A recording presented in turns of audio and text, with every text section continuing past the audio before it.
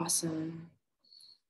Hello, hello, hello. Let me know again how the audio is. I've been wanting to do this video, and I have a feeling it's going to be a few videos. If you haven't seen the posts, I have written a little bit about this recently on my Instagram. If you don't follow me there, I occasionally post, not that often, but when I do have something to say, I do some longish form posts there, as well as on my blog, which is just my name.com, jedplotko.com. And that's who I am. If you don't know me, and if you're watching this, you probably do, but in case you don't, now you do. I wanted to talk a little bit about, nourishment. And I'm just going to hop on over for a moment to Facebook, because I am also live streaming this recording. All good. Okay. So.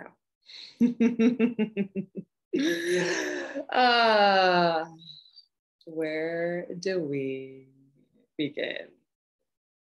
So I feel like the best way to kind of like come at this is like to kind of come at it like from the cultural context, from like the broad to like the narrow, and actually look at some examples. And I feel like this is going to be a few parts, but today I really wanted to talk about the importance of real nourishment and why that is so important. And it's not something that is prevalent. It's not the predominant energy in our culture. It's not the predominant practice in our culture. There is a reason why I wanted to do this video. Actually, right now I felt really inspired. It's because it just started really raining. There's this beautiful thunderstorm kind of raging around and tonight, and it's like been building for several days, and it's finally this beautiful release of like energy and of like potential, and just kind of letting things flow. And there's something really also like simple and nourishing just about rain. I live in a place where we don't get rain for like sometimes 8 months in a year, and it's dry and dusty, and there's something just really juicy of just coming back into like the rainy season. There's like this softness, there's this slowing down. I live in a tropical climate, so it's almost like if you live in a more temperate or colder climate, it's kind of like winter, but in reverse, right? Things are kind of like really, the energy is really slowing down, the humidity can get really heavy, and the rain and this kind of energy release and this kind of like soaking in and kind of building up some of the kind of depletion that has happened during the dry season. This is what's happening right now, is there's this really deep sense of nourishment. And this is kind of a product of nature. It is really a product of being a natural being. Our nervous system is wired to be in nourishment, be connected to nourishment. And that is ultimately when we are deeply resourced in nourishment. You know, I see a lot this like, you know, filling the cup. This is not what I'm talking about. And I'm going to talk about kind of the distinguishing what I mean by that.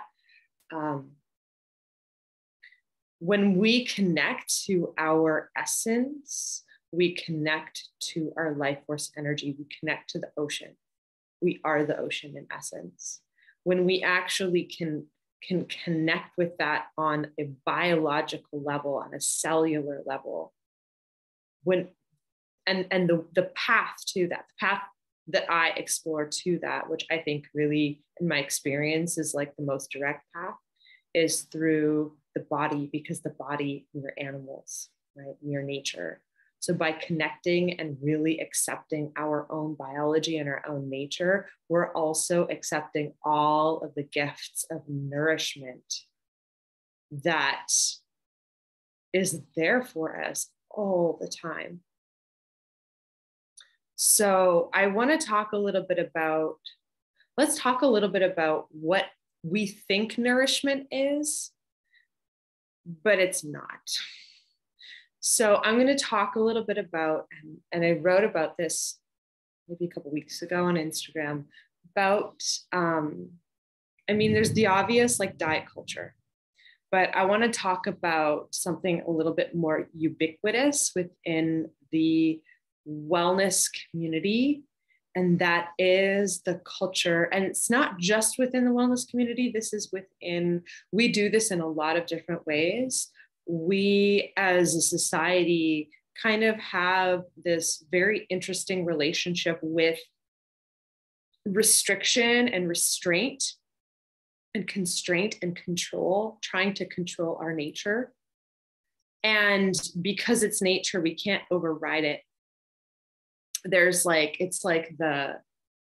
Essentially it's kind of like starving and binging and starving and binging and starving and binging, right? And there's a lot associated with that energy. There's a sense of goodness and health and righteousness and like ethics that are related to like the contraction quality. And there's kind of a demonization of the and a wrongness to like the binging quality. But essentially we kind of get caught up in this like, starve, binge cycle. And it comes through lots of different ways. But essentially there's this sense of like, you are good and you are moral and you are like in control and have your shit together. And that is like inherently linked to how much you can restrict and how well you can restrict. And in essence, this is a huge problem, particularly if you are a woman, because a little over 80% of women are predominantly feminine energy dominant beings. Adaptable feminine energy dominant beings, adapting to something that's actually not in service to the feminine energy at all. The feminine energy needs nourishment. She is nature, she is wilderness, she is wild, and she is not about being starved. One of the things actually the other day, I don't know how this kind of came up, but I ran into a little article about fasting. And it got me thinking, because a lot of the like statistical information and the references within the article were referenced to, different studies in humans, but it didn't specify whether the study had any kind of real research into, an all women's group and an all men's group and comparing, right? Just as a side note, FYI, most of the medical data that we have are based on male anatomy and not female anatomy. There are exceptions to that. Areas of medicine that have been heavily researched and have a lot of funding in researching. Heart research is one of them, for example, has a lot more recent data and has really taken women's health specifically into account. But for the majority of the medical research we have, women's bodies and unique hormonal systems have really not been taken into account. So this is just an FYI, if you are in a female body and you got a lot of estrogen, progesterone, and your doctor's telling you stuff like, there are some, even now, if you look at, for example, the difference between symptoms and treatments in a heart attack in a man versus a woman, they're different. There's a reason for that. However, we're still catching up. So coming back into nutrition, coming back into the effects of fasting on women. I decided to go down the Google Scholar rabbit hole and see if there was any papers I could find that really looked into, women versus men in these different symptoms. Anyway, long story short, I couldn't really find anything. There are a couple little pieces around like metabolism, but there's no long-term studies on the health benefits and effects on a woman's body for things like fasting. And the reason why I bring this up is because this is kind of like my slow dipping my toe into the water around diet. I'm going to use diet as an example. And as a caveat, I'm not a nutritionist. And even if I was, based on the information that I just shared with you, a lot of the data that we have is based on, again, the male body. And so we kind of have to take it with a grain of salt, right? If you were in a female body. But basically, there are a lot of ways that we starve ourselves. And what I wanted to talk about is that we do it out of a sense of goodness. We have these ingrained beliefs. And I mean, it can go to, maybe Judeo-Christian values with things like Lent and different religious kind of indoctrinations that have been passed down. But essentially, with women, of course, it's our diet culture, our bodies. It is feeling like we don't deserve enough love. And so we're willing to live off of the crumbs that are thrown out to us, right? So it's like there's almost a pride on how little can you sustain yourself on. How little can you sustain yourself on? And I want to talk a little bit about diets because in wellness culture, we have, the old schools. We have things like the vegan diet. We have things like being vegetarian. We have things like, which by the way is a caveat. I was raised as a vegetarian and was a vegan for 2 years. And did like all the things, like the smoothies and the juice cleanses and like all of those things, I have done it. So this video is not about like offering me suggestions or like, no, this is not what this is about. What this is about is really, I want to wake us up to the fact that when we are on any kind of diet that is restrictive in nature, we are starving ourselves. I kind of feel like I need to say that again. When we are on any kind of restrictive diet, when we are demonizing food, when we are demonizing any kind of nourishment in any kind of way, it is a form of starvation. It is a form of constriction. And it is not nourishment. And I just want to be clear with this because we kind of mind fuck ourselves into believing that if we eat clean, if we eat well, if we eat healthy, whatever the fuck that means, if we control our biology, then somehow we are better off. And that is simply very, on a health level, can be very damaging. but also the way we do one thing is the way we do everything, right? So for some, it might be this restriction of how much, again, like love we are, in the coaching world, for example, people are always like, let's expand my capacity to receive. Let's expand my capacity. How the fuck can we expand when we are not nourishing our beings? It doesn't come from an external place.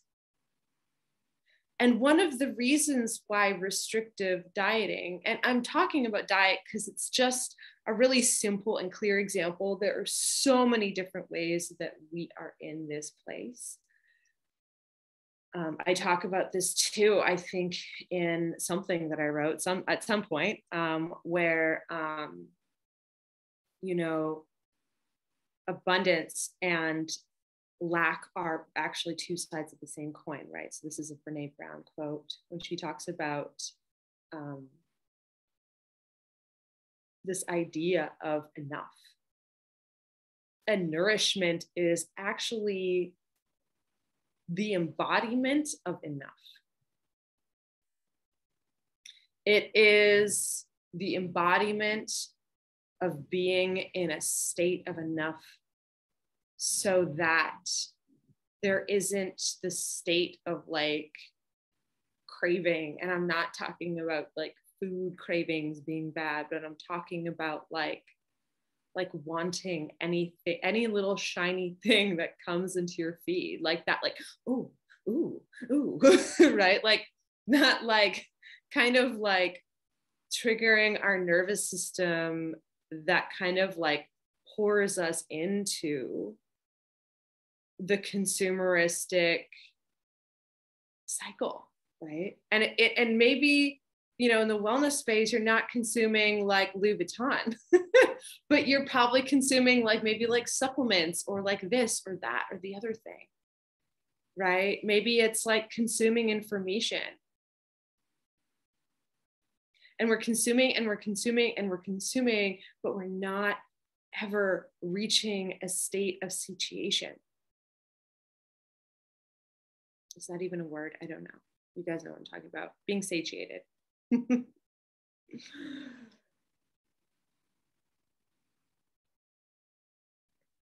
Like enough, that sense of like delicious fullness, satisfaction. This is a place we're all kind of yearning for. But the problem is we're trying to get there through a road of starvation, and that's not the path. It might be the path of kind of waking up to it. But basically what I'm saying is you're not going to nourish yourself through starving yourself. Like that is like completely not possible, right? What you can do is you can starve yourself and temporarily feel a little bit better about yourself. And that little bit of like self-acceptance like fills your cup a little bit so that you keep going. But it's not real nourishment. In the like world of food, like people call it like empty calories, which by the way, I don't believe in that either. But that's, I feel like that's for another video.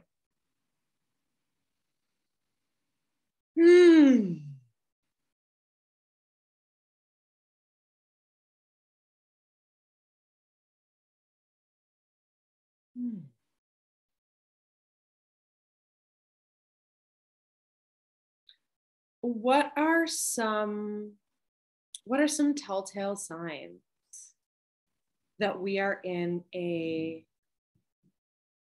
starvation state of being?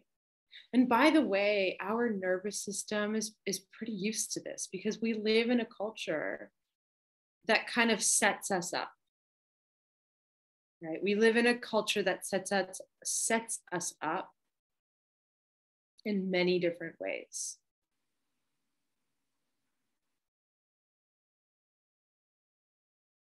Mm. If you are deriving a sense of goodness or correctness from controlling, for example, controlling your diet, controlling the different types of foods that you eat.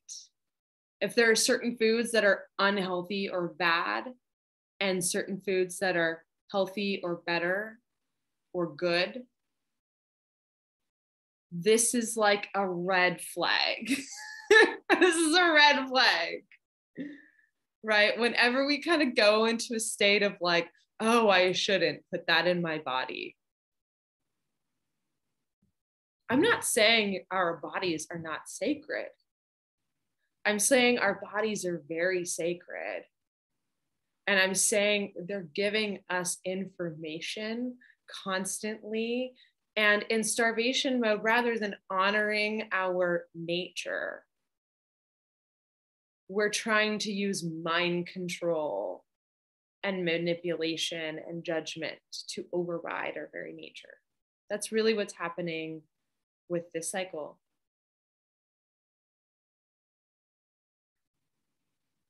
So another piece, and again, I'm kind of using hunger because hunger is a really simple thing. If you're hungry and you don't know what you want to eat, or you have like already planned ahead all the things that you have, you know, that you're going to prepare and eat and all these different things. If you're not listening to your body to really feel into like, what do I need today? If your relationship is not in a space where it can really be fluid with what you really need today. And I'm not talking about like what your psychic guides are telling you you need to eat today. I'm talking about your animal. Like, what does the lioness need? Okay, like, does she need raw meat? Does she need some pasta? You know, like the lioness, the deeper animal self, our wild nature. It's actually really simple. We mind fuck ourselves. We get very caught up in what is correct and what is not, and you know, this whole sense.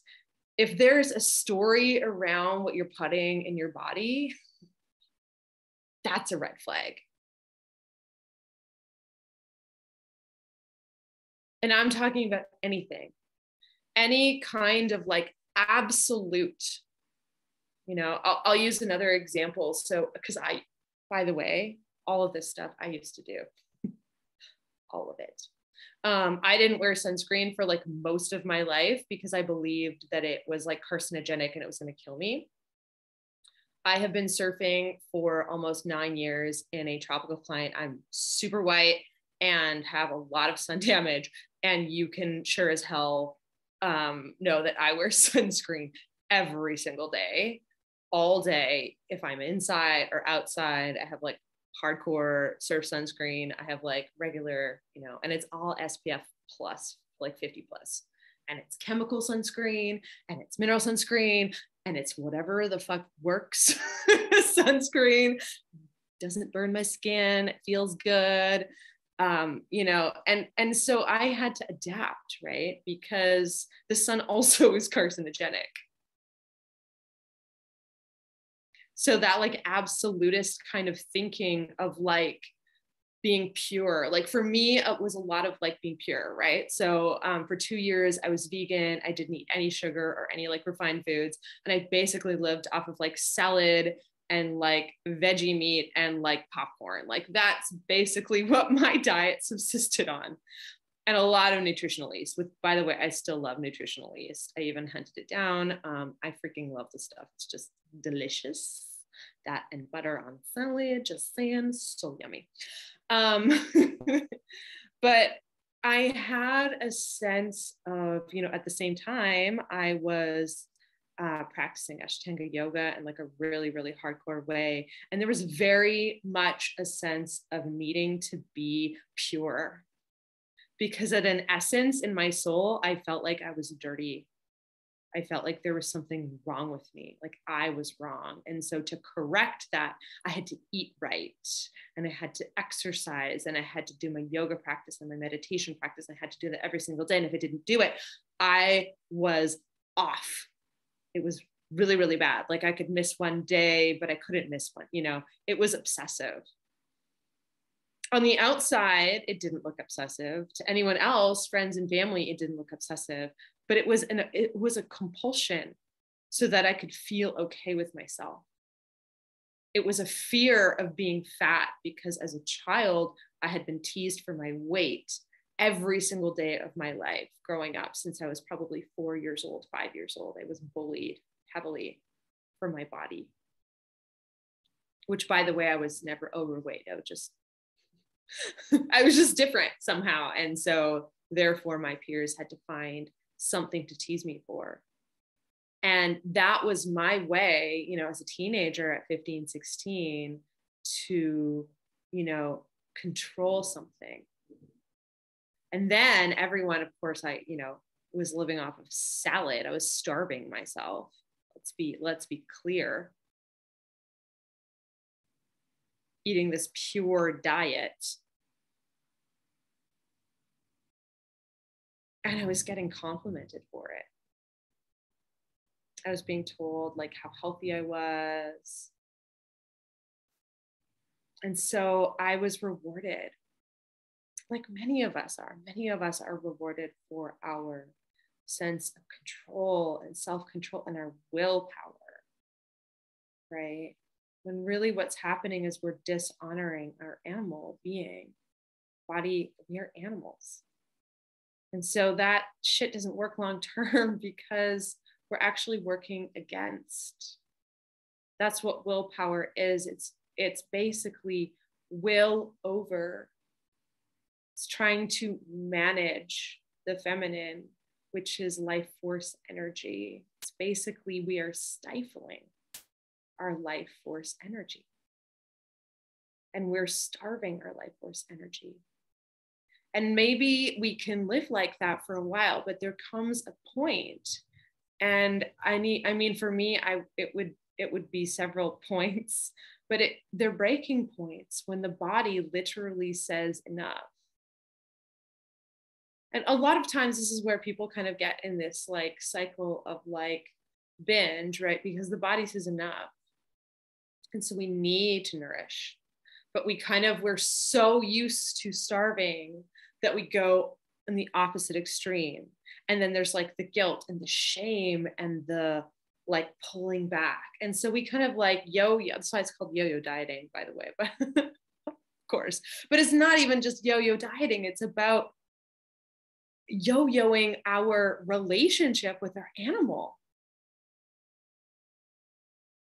It's about not being in healthy relationship with our own wilderness, with our own essence.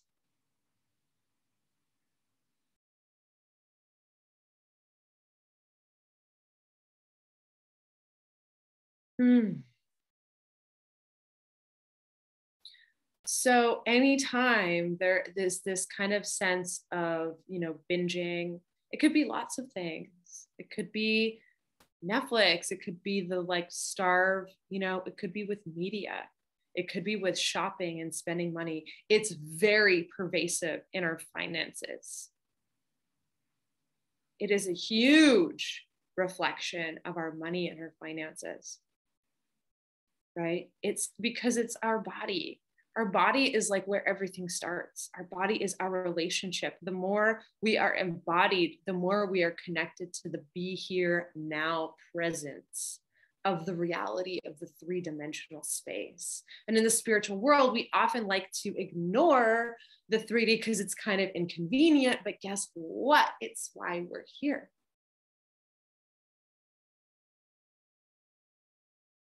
So that's kind of like another red flag. If we're like obsessed with like leaving the being, checking out, that's another kind of moment to reflect and kind of catch ourselves. This video is getting a little long. So what I think I'm going to do is I think I'm going to stop here and come back with part two. And what I really want to talk about in part two is, and there I might actually do a little series off of part two, because I really want to share with you like what is nourishment? What does it actually feel like? It's not bubble baths and like a glass of wine. Like that is not nourishment. Nourishment is a relationship that you have with yourself on a cellular level. It's something that you feel in your bones. It is your relationship with your instinct. It is a feeling. It is a knowing. And there are many paths to get there. The good news is that we're always connected. Like it's always available to us. It's always available to us. Because really, in essence, it is us. So I'm going to leave this at that for now. If you have questions and thoughts, let me know. Yeah, I'm going to talk about nourishment soon, probably in the next couple of days. And I will be sharing a few of my own practices, a few little pieces, how you can connect with your cells, how you can connect and start to heal the relationship with the animal being, with the nervous system, with the information that wants to come through. But it needs to have a safe place to come through, right? Like anything, like a child is not going to talk about something that is like scary and sacred unless they have a safe place to express. It's the same thing with our animal being. If it's not feeling safe, then it's not going to really come through in a really present and prominent way. Because if we're so used to not listening and wronging it and dishonoring it and not trusting, then there is a healing of our relationship with trusting ourselves that needs to come first. The nourishment's always there. That's the last piece that I really wanted to just land, is that the nourishment is not something that can be lost. And it's not something that needs to be found. It's just something that is always available to us, but we need to be open to it. We need to be open to connect to it. We need to be willing to not judge how it comes through. All right, my dears, that's all for now. Good night. I'm going to enjoy the rest of this beautiful rain.